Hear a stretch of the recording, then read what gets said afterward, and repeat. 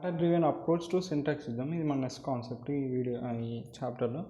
So what is అసలు data driven approach అంటే ఏంటంటే ఇది ఏం చేస్తుందంటే స్టాటిస్టికల్ ఆర్ ఎంఎల్ మోడల్స్ని ట్రైన్ చేస్తుంది లార్జ్ డేటా సెట్స్ పైన, లైక్ అనాటెడ్ కార్పస్ అని అట్లాంటి లార్జ్ డేటా సెట్ పైన మిషన్ లెర్నింగ్ మోడల్స్ని ట్రైన్ చేస్తుంది. ఎందుకు ట్రైన్ చేస్తుంది?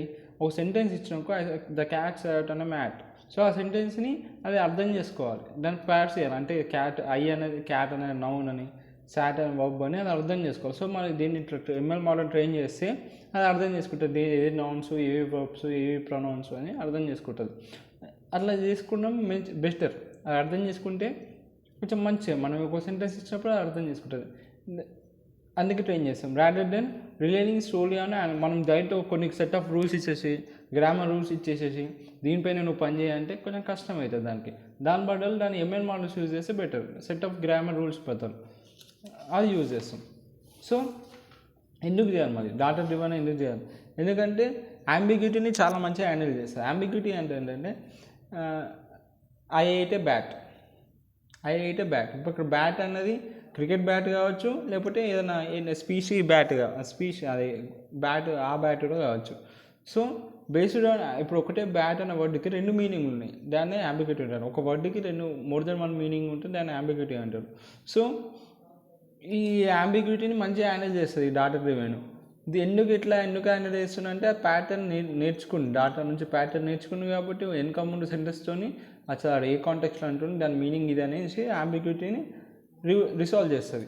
ఇంకా డైవర్స్ లాంగ్వేజ్ యూజ్ని అడాప్ట్ చేస్తారు, లైక్ ఇన్ఫార్మల్ టెక్స్ట్ కానీ న్యూ వర్డ్స్ వచ్చినా అది అర్థం చేసుకుంటారు. ఎందుకంటే మిషన్ లెర్నింగ్ మోడల్స్ ఎప్పుడు కొత్త ఇన్పుట్ వస్తే దాని నుంచి నేర్చుకొని నెక్స్ట్ ఇన్పుట్స్లో మంచిగా పర్ఫామ్ చేస్తాయి. ఇంకా లార్జ్ డేటా సెట్స్ పైన స్కేల్ చేయొచ్చు. దీన్ని కాంపిటేషన్ పవర్ కూడా మంచిగా ఉంటుంది డేటా డ్రివెన్కి. ఇంకా కీ కాంపోనెంట్స్ వచ్చేసరికి అనాటెడ్ కార్పస్ అని ఒకటి ఉంటుంది. ఈ data sets like pen, tree, bank కానీ ఇవి ఏం చేస్తాయంటే సెంటెన్సెస్ ప్రొవైడ్ చేస్తాయి విత్ లేబుల్ సింటాక్టిక్ స్ట్రక్చర్స్.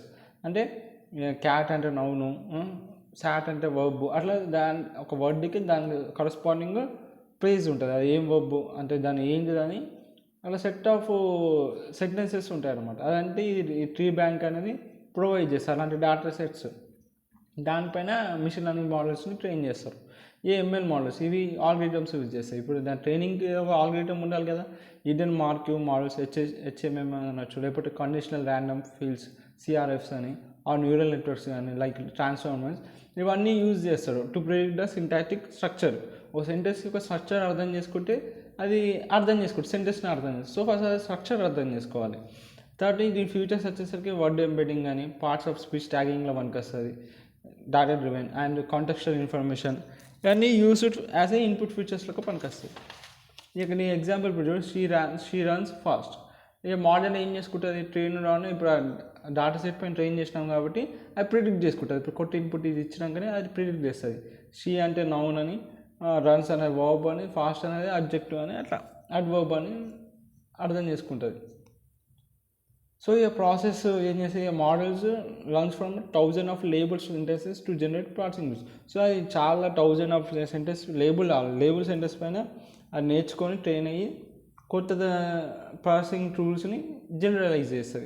ఇప్పుడు కొత్త సెంటెన్సెస్ అది నౌన్ వర్బ్ అని ఎట్లా జనరలైజ్ చేసిండో అట్లా కొత్త సెంటెన్స్ పైన జనరలైజ్ చేస్తుంది రూల్స్ని, పార్సింగ్ రూల్స్ని. అట్లా కొన్ని 1000 ఆఫ్ సెంటెన్స్తోనే అది ట్రైన్ అవుతుంది అన్నమాట, నేర్చుకుంటుంది.